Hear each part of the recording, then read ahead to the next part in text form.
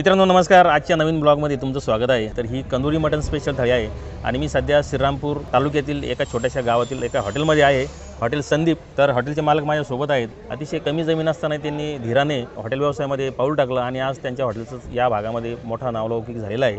रविवारी जवळपास त्यांना 10 ते 11 बोकड लागतात आणि साधारण 400 ते 500 लोक सहज इथे आरामानं जेवण करतात. या मटण थाळीचा आस्वाद घेण्यासाठी अनेक जण इथे येत असतात. तर मित्रांनो, कमी वयामध्ये त्यांनी हॉटेल व्यवसायामध्ये पाऊल टाकलं होतं. ग्रामीण पद्धतीचं सर्व स्ट्रक्चर आहे. जवळपास 12 गुंठ्यामध्ये ही हॉटेल आहे. तुम्हाला ड्रोन कॅमेऱ्यामध्ये सुद्धा दिसेल हा सर्व परिसर. प्रवरा नदीच्या काठावर हे हॉटेल आहे, त्यामुळे इथे बसून जेवणाचा आनंद तुम्हाला घेता येईल. निसर्गरम्य वातावरण आहे. अधिक माहिती आपण त्यांच्याकडून जाणून घेऊ. तर माझे नाव संदीप राजेंद्र साळवे, हॉटेल संदीप, बेलापूर खुर्द, तालुका श्रीरामपूर, जिल्हा अहमदनगर.